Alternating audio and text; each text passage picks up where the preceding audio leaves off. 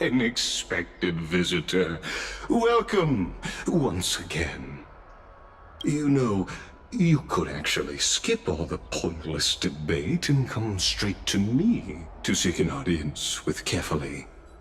I have no reason to refuse you, do I? You may not, but kindness has. Whoever gets hold of Kefali's core flame will get to rule over Akama. She's wary of me, so naturally I had to gain her trust. I would say that debate was not at all pointless. Very true. In my view, this individual has gone to great lengths to get close to Kefali. He might very well be plotting something nefarious against the Titan.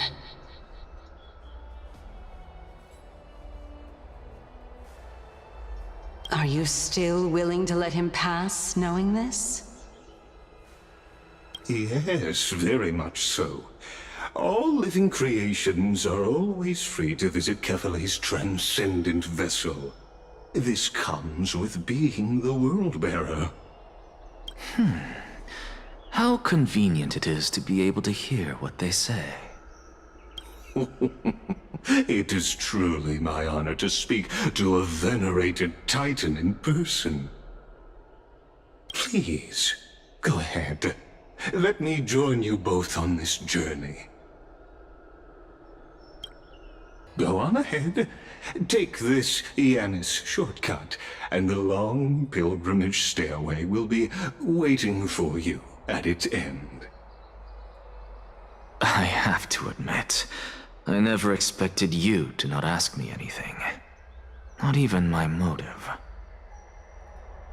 Because I know very well what it is you are after. As the saying goes, a gentleman helps others achieve their goals. I have a feeling that your theory will be validated at the end of this journey. I believe Kefali will not deprive you of your right to ask your question, especially now that you're on the brink of death.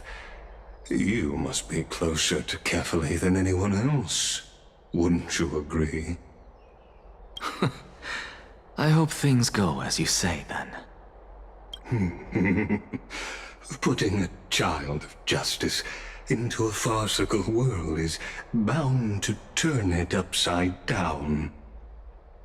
It is my hope that you bring a much-needed change to this world which is on the brink of destruction. Honestly, this is my first time going up to Dawn Cloud's peak. What a splendid view.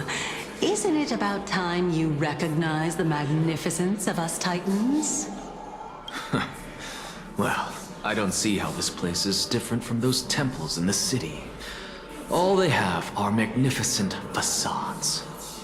And even though I've come this far, I'm still doubtful about getting useful clues from him. I must be getting ahead of myself to be expecting to hear something nice from you. Oh? Haven't you been in my head for some time now? It's high time you get used to how I feel about things.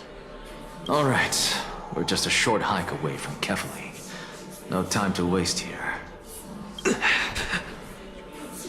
So the intellectual debate from earlier was too draining for you, huh? If Amphorius gets a new lease on life, you should focus on strengthening your body and stop shirking social interactions.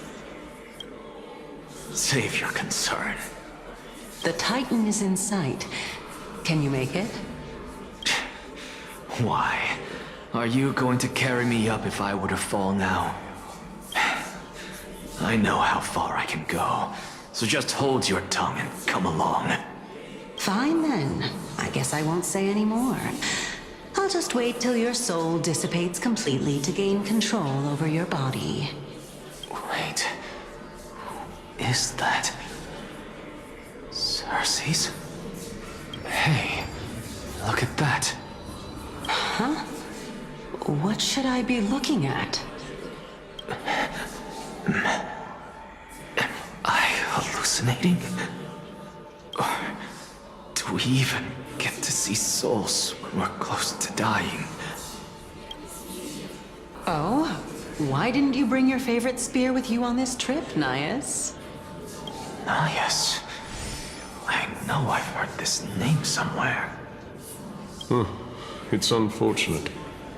The Black Tide destroyed every last inch of my calyx. How could that be? Even a creation of Georios, from their prized ores and molten fire, couldn't escape the fate of destruction? Hey, Xerxes. Do you know a certain Nias? Nias? No, not that I remember. How did you even think up such a strange name? I just saw him. Nias. A warrior-like figure who was just chatting with you here. No, I have no such memory. Could you be hallucinating? Enough about me. Did Kaos ever reply to you? Well, regrettably. Seems like the price of becoming a demigod is a lot heftier than we thought. Chaos. Demigod. I've never heard of this person. Which Titan's authority did he inherit? Look on the bright side, Nias. Since we've come all this way, I doubt he'd snub his old friends, would he? Let's just hope we mean as much as the world to him. Hey! Are you seeing that same hallucination again? Yes. It's still you and Nias, but you're now talking about a certain Chaos. I'm guessing he's one of your companions? Chaos? This name sounds just as strange to me. Never mind. I think I know what this is about. If things are as I thought, then they aren't hallucinations, but the souls of people. What? But if those are the souls of the dead, then what am I? Beats me. For all I know, you're just an illusion I conjured up in my dying moments. Let's just keep going. As long as I take in more sights and hear more stories. Know your limits. Wander too far among the dead, and even I might not be able to save you.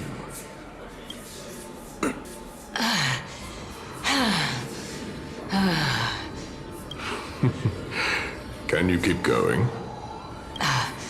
Of course. I'm just... If I knew we had to climb a mountain, I wouldn't have come along with you. I guess this also counts as one aspect of the world-bearing burden.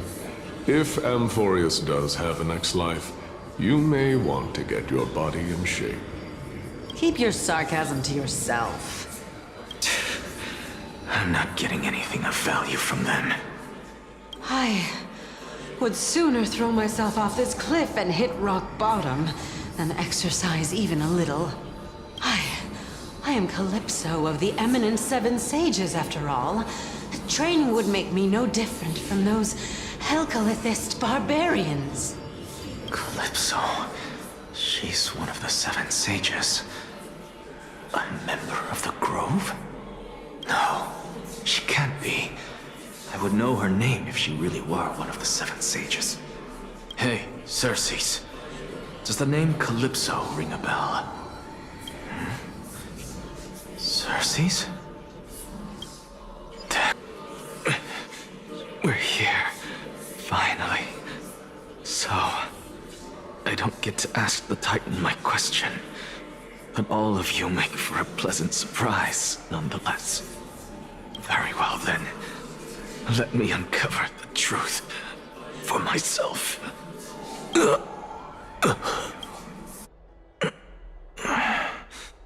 Did I still fail to make it in time? Huh? So, I'm I'm back here again. This is... I can hear it. I hear it from the depths of the tides, behind the closed doors of the void world. A voice ready to tell me something. This time, the voice is a lot clearer than before. Since we've come this far, let's just wait. Lord Nias and Miss Calypso, are you both here to visit Chaos too? Yes, and we've been waiting for quite some time now. Regrettably, he hasn't answered us. The worst-case scenario is that he's already been overwhelmed and crushed by the world-bearing burden. You're overthinking, Lord Nias. I can still sense Chaos' soul in the area.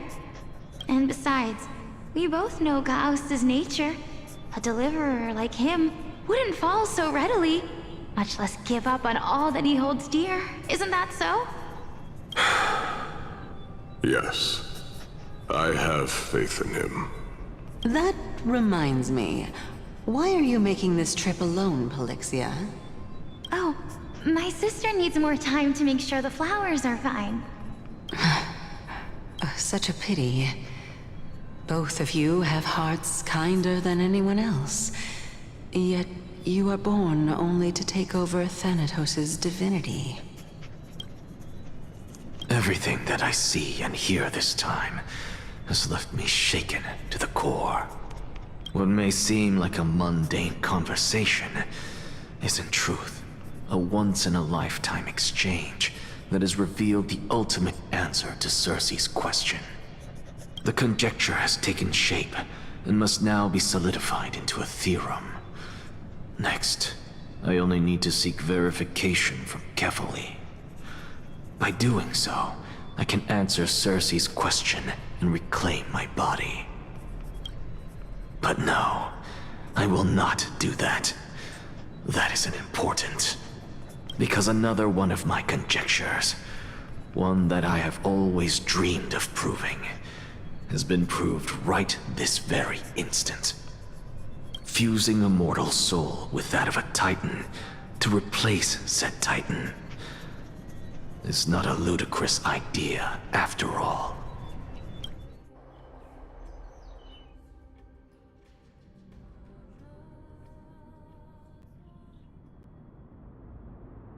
What are you thinking about?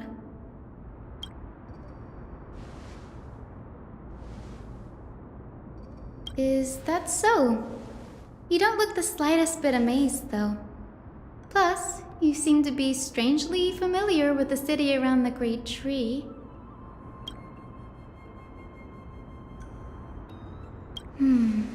Events of the past, huh? I was also a child when I looked up at Circe's.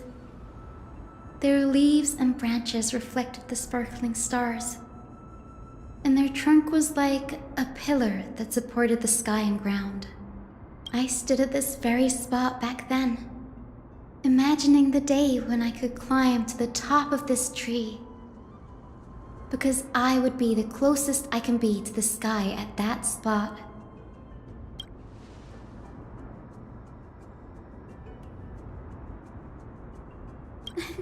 Don't read too much into it. I mean, can mortals even hope to reach Aquila's realm? They're a strict and draconian god. Nothing like Circe's. Reason is willing to share what is theirs with others, but Sky only expects people to revere them. You get what I'm saying, right, Denny? After all, the titan that imprisoned you and Grey here in Amphorius is none other than Aquila themselves. But there will always be people who dream of soaring towards the sky. The Grove has a wealth of research on Aquila, and that is exactly what we are here for. It's just... I never thought Grey would meet with something like that before we set off. As a physician, I should have been there by his side,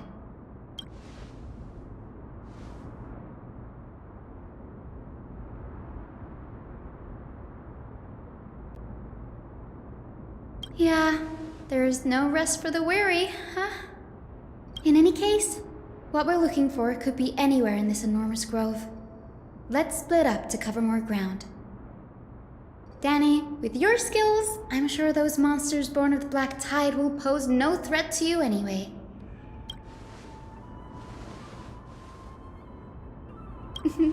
Have you forgotten that you're talking to the chief physician of the Twilight Courtyard? Have more faith in me. I'll be just fine.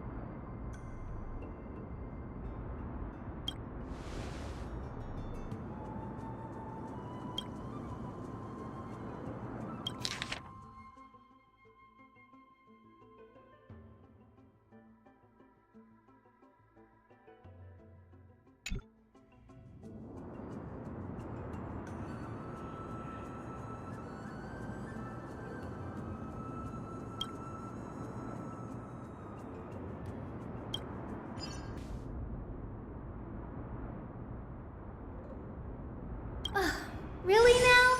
This is way more trouble than I could have asked for. Or you could sit back and watch.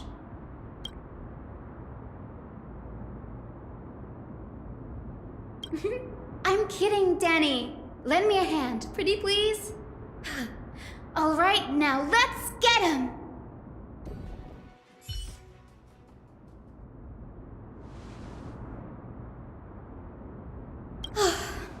The Black Tide is remarkably quick to detect the light of Amphorius. So or rather, the blessings of the Sky Priest in me, might have unknowingly called them to me. Anyway, never mind that for now. Here, you might want to have a look at this. I found it around here and thought it might be of interest to you.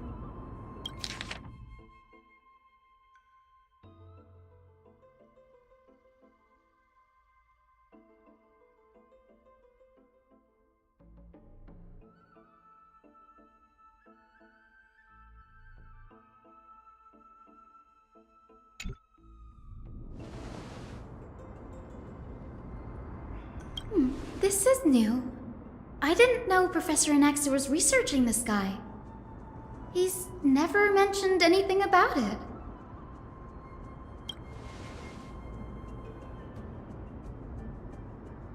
Might is an understatement. ANAXA has never been one to venerate the gods, nor has he ever found it within himself to put any faith in the prophecy. People have come to think of him as a heretic, even in a place as liberal as the Grove. Yet, it is also this very blasphemer that Circe's favors. Fate sure works in mysterious ways.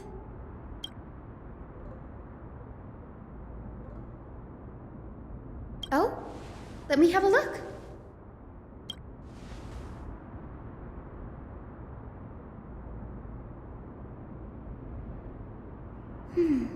By the looks of them, these scrolls are records of two conversations that took place in the same setting, one after the other.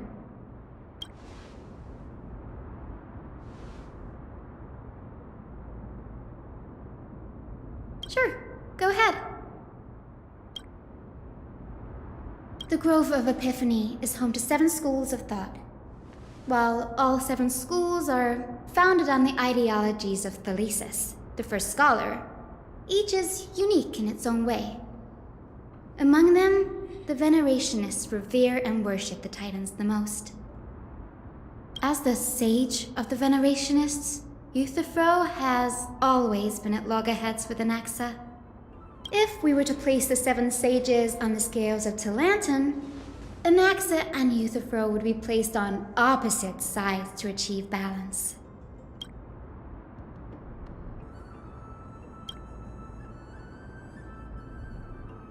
Newsporists primarily study the application of alchemy in soul repair.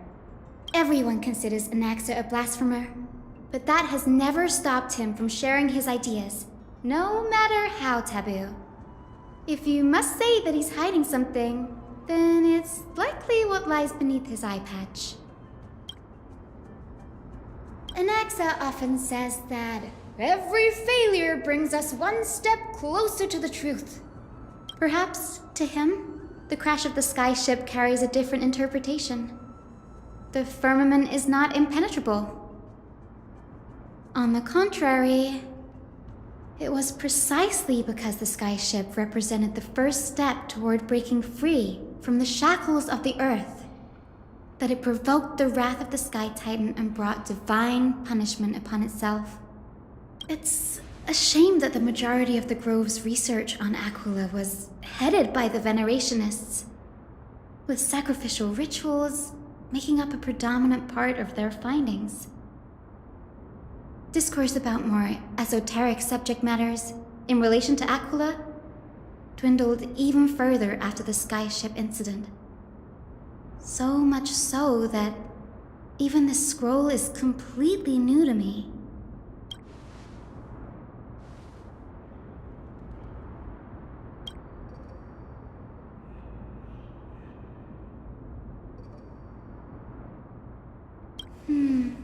That's what I'd like to know.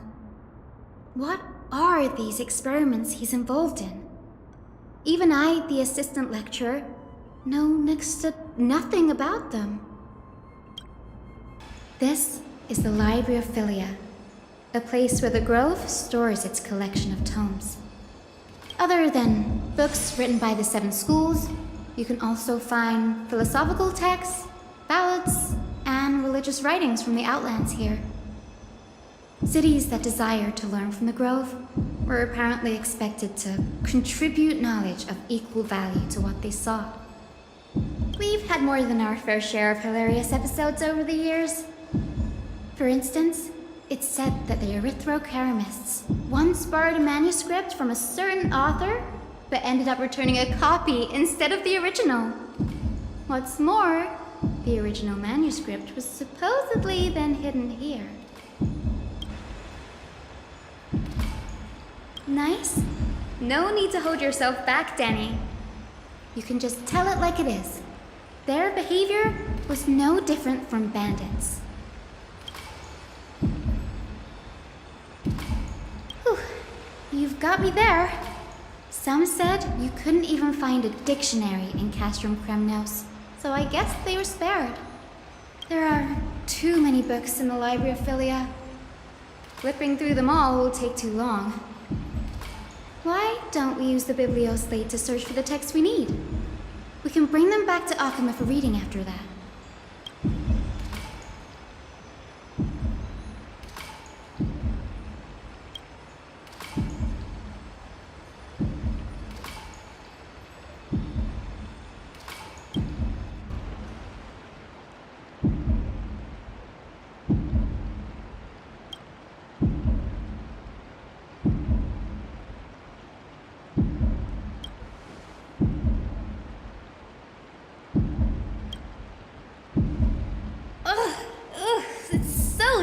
In here.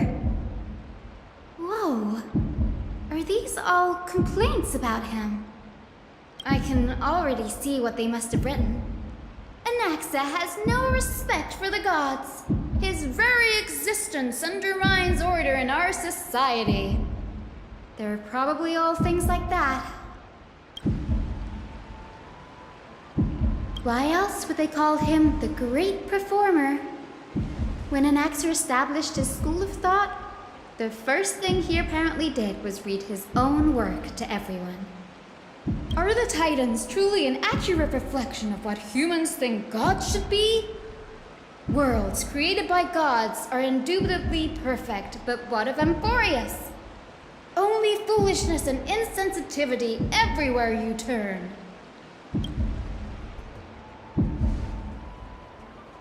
They marched him straight to the seat of judgment before he could finish. Though what he took on in the end was more of a debate than an actual trial. He had to address every one of the scholar's allegations, or face expulsion from the Grove. The first allegation was... Do you agree that since the Titans created the heavens and earth, so the mountains, rivers, and seas must likewise be their creations?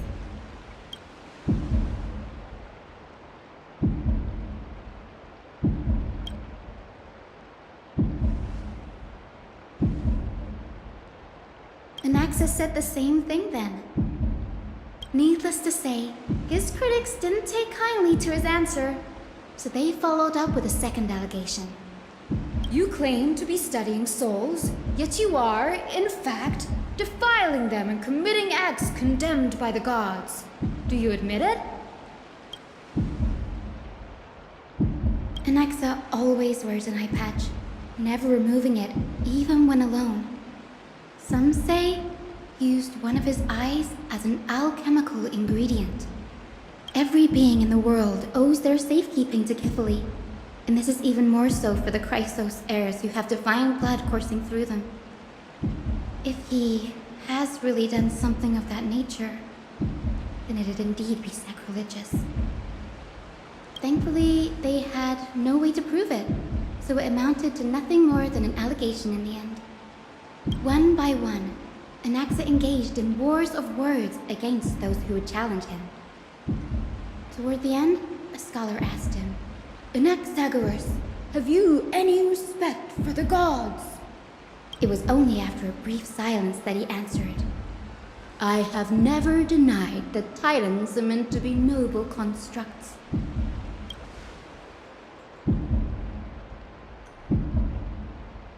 Yes, I'm not sure how that controversy was eventually resolved, but what's for certain at least is that ANAXA was allowed to stay in the grove where he continued his research, despite being regarded as a heretic. By the way, this stack of complaint letters has reminded me of a place in the grove. We may find clues there that aren't on the teleslate. I'm talking about ANAXA's alchemy lab, hidden between the cornerstones.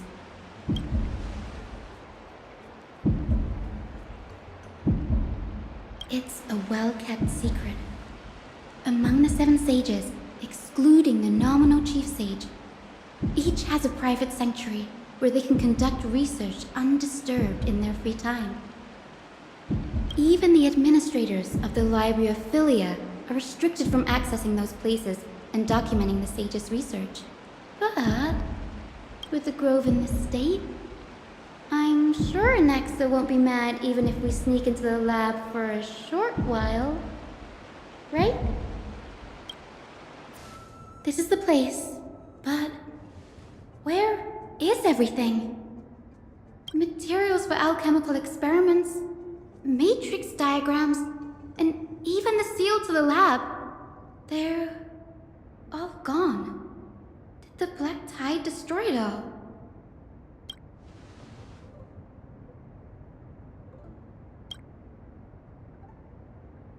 No, not even close. Not only are alchemy experiments high-risk activities, but Professor ANAXA also has a penchant for using bizarre materials. Students often saw him walk in looking right as rain, but come out covered in soot with his hair singed.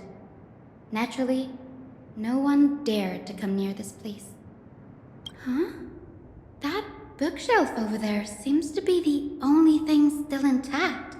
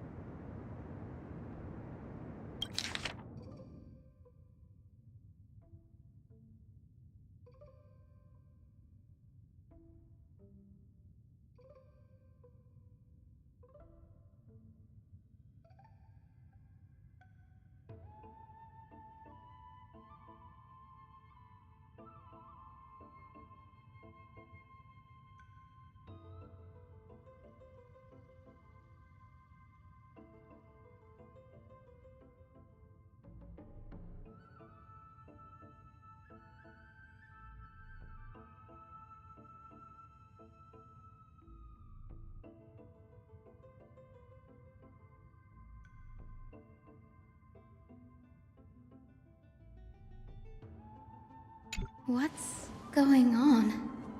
ANAXA is conducting research on our friends in Alchema and... me?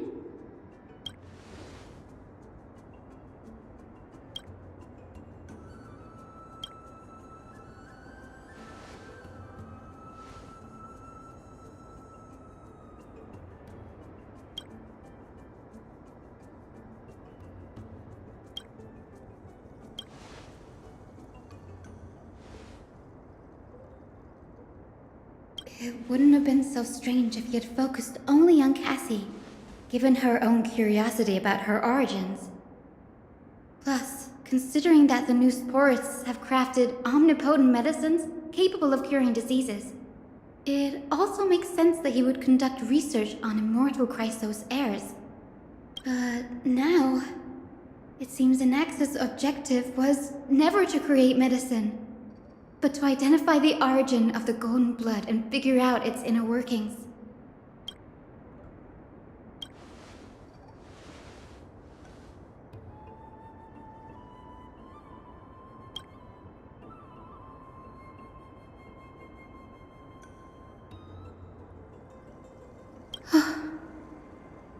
Danny, look at this. I have a bad feeling about this.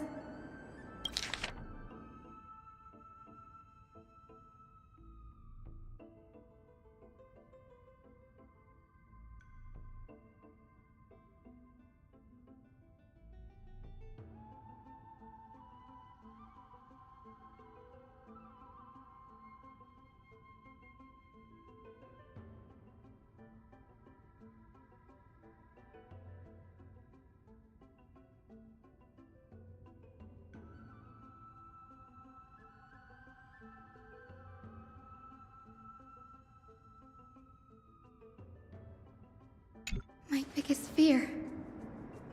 It's come true. After going through his notes, I think I can piece it all together now. ANAXA was carrying out experiments on soul transmutation. Yes, this is what he was secretly conducting research on. Something he had to keep hidden from others. Compared to his public speeches, this is the real blasphemy. Oh, I just thought of something. Do you remember when the Black Tide was approaching? The Grove had planned to send Circe's core flame to a safe place. But an accident happened along the way, and ANAXA lost his life in the process?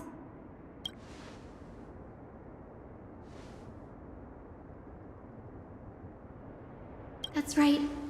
But what if Professor ANAXA's fusion with the core flame of reason wasn't an accident? Put yourself in his shoes. Knowing that the Black Tide was closing in and your time was running out, what would you have done?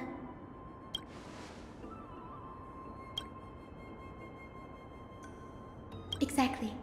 When the Black Tide came, the true reason ANAXA headed to the Luminary Throne was to transmute and fuse himself with the Titan's core flame. No. Judging from how he reacted after the event, the results came as a surprise. Maybe he failed to consider the possibility that Circe's would make a similar decision. The manuscripts detailing all the alchemical formulae have been taken away. His research is still ongoing. Like, what? There's only one Titan left in the world now. No. No way.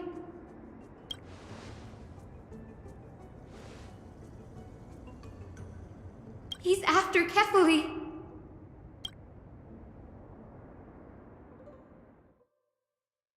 Sir, this sky above us, it's not real, is it? Of course not. This is just an image from a projection device used for educational purposes. A simple trick. The day-night cycle has been lost to this world. So that students like you may still learn about the night sky, astronomers have harnessed the Titan's miraculous power to manipulate the light, projecting the nights of the past here for you. Much like how the sky above the Holy City is also illuminated by Kefali's dawn device. So, the skies of Akama are fake too. You mustn't conclude that, ANAXA. You should know that only a child would expose a trick and be proud of it. Often people know more than they let on. They simply choose to feign ignorance because they have no other choice. Then they're just deluding themselves. People believe in Kefali's tale of Genesis, accepting wholesale whatever the priests preach. But we're different. We've already walked out of the firelit cave of ignorance. We have already realized that we live in a world where Titans make the rules. Even when we look at the sky, we're only seeing what they allow us to see. Rather than gazing at this mockery of a night sky fabricated by them for the rest of my life, why shouldn't I be the one to take control of the projection device instead? So much time has passed since you sowed the seeds of doubt in my heart, child.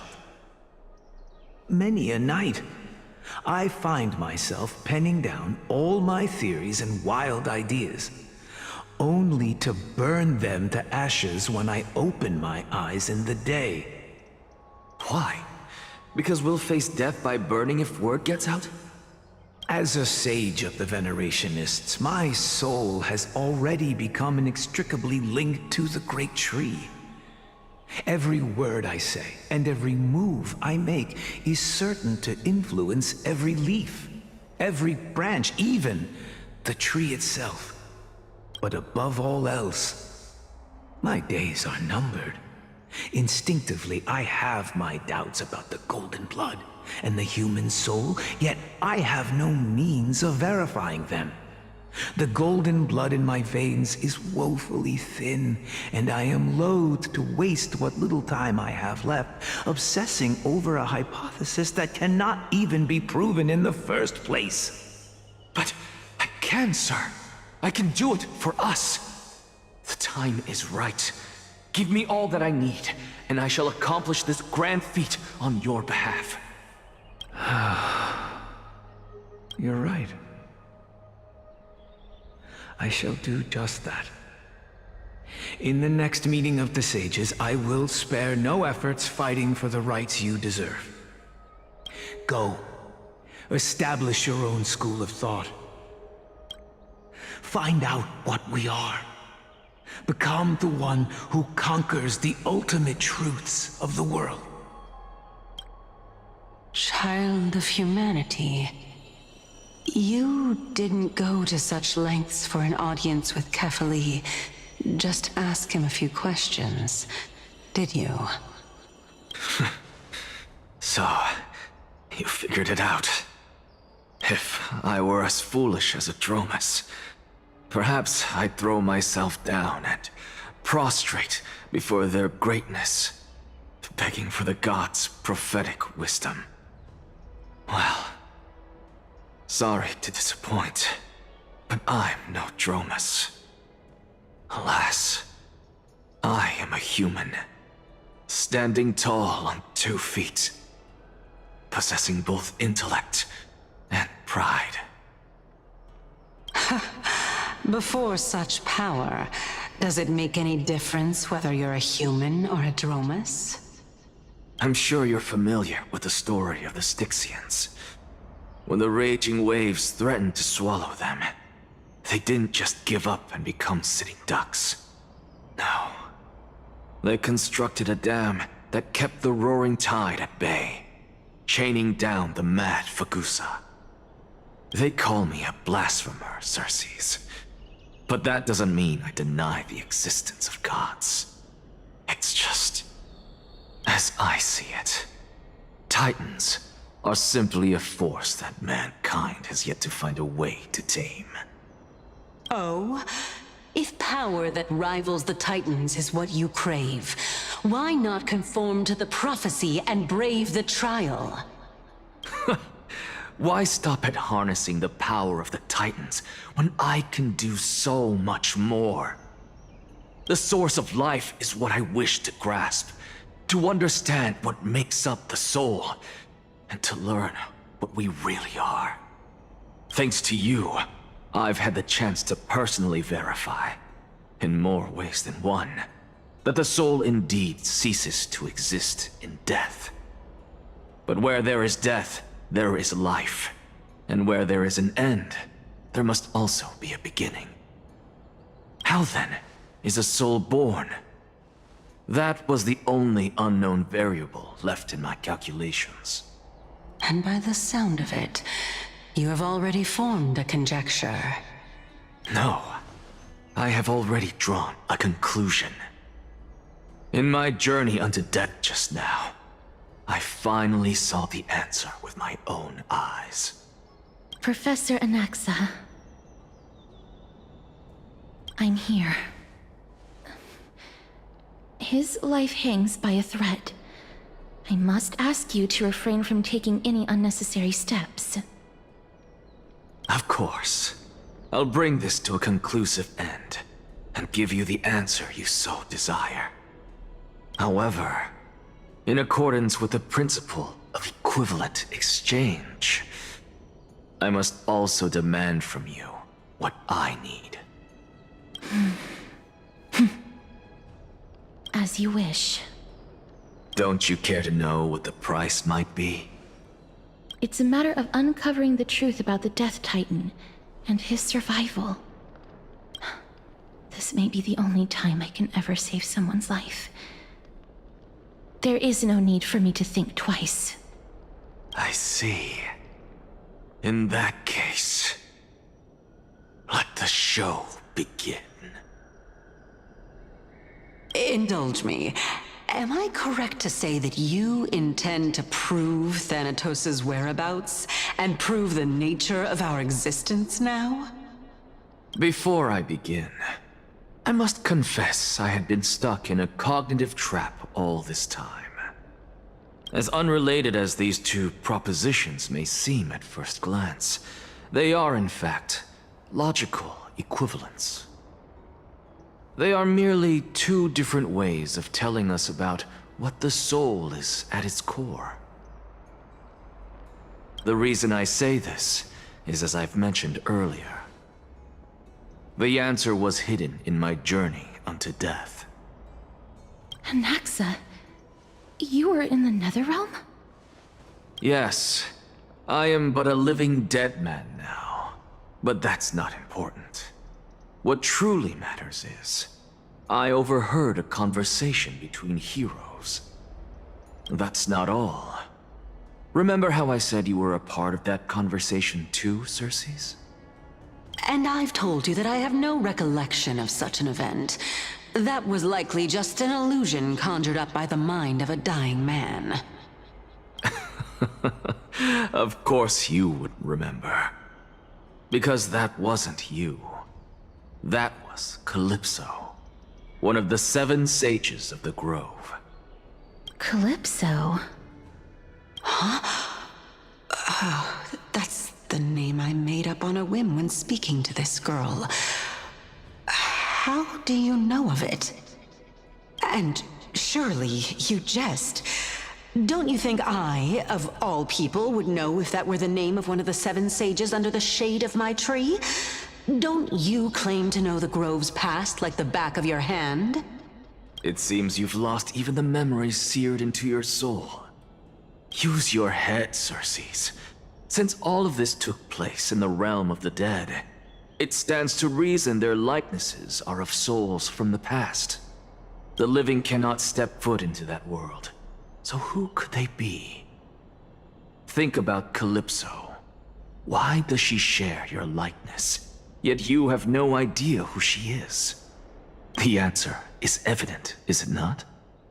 Those fallen heroes are the mortal incarnations of the Titans before their ascensions to godhood.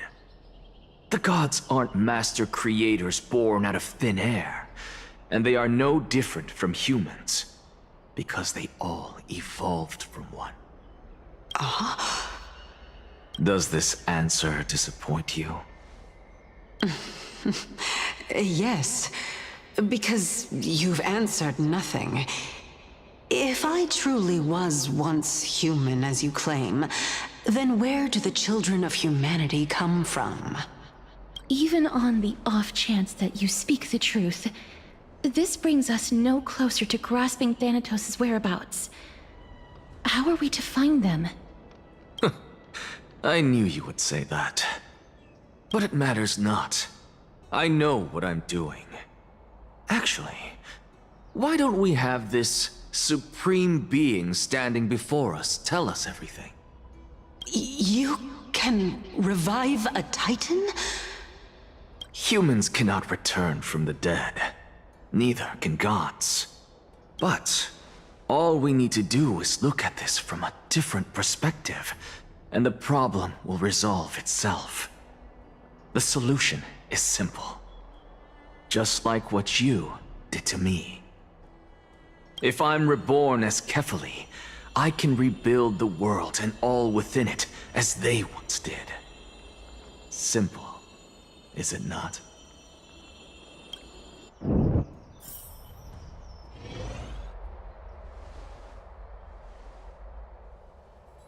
I have news from Hyacinth and Dan Heng. ANAXA might be trying to do something with Kefali's divine body. Kefali? But what could ANAXA want? Is the Council of Elders going to sit around and let such a sacrilegious act unfold? That is not possible. He is indeed the great performer, capable of fooling anyone and everyone with his tricks. I'm sorry. No need for guilt, for this is good news to us. The Council of Elders has found themselves a traitorous ally. ANAXA's ambitious desires will be something we can exploit. What we should be doing now is to keep our eyes peeled for whichever trickery Kynus is up to, and react accordingly to thwart her plans. Being Akima's political center, the Demigod Council holds just as much significance as the Vortex of Genesis. Someday, after my duty is over, this site will take the place of the battlefield where you hunt gods, become the next challenge you are to overcome. Till then, it's best to get used to this place as soon as possible.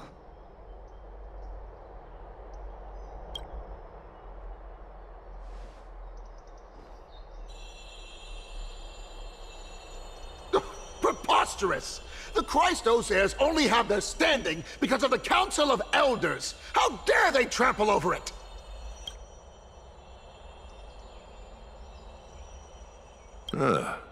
It's been a while. What is that supposed to mean? Is this really the sort of person that the young lord praised as a ferocious warrior? It has indeed been some time, Lord Krateros. What brings you here in such haste? Shh, keep it down. Be more vigilant. See those duplicitous dogs over there? They do the dirty work for Kynus. I've already ordered my people to hold them back, but we should still lay low. Unless you're itching for a bloody fight to get a workout in. My bad. So, did something happen? Did you hear thunderclaps last night?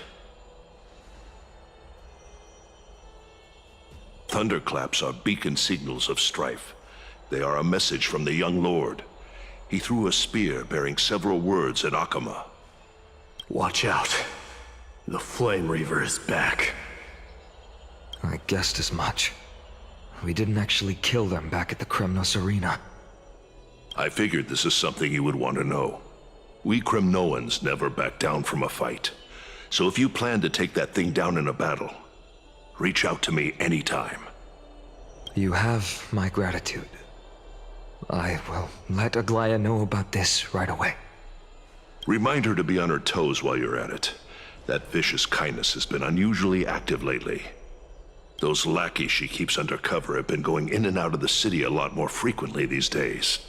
Some even seem to be getting Kremnoans to defect to the Council.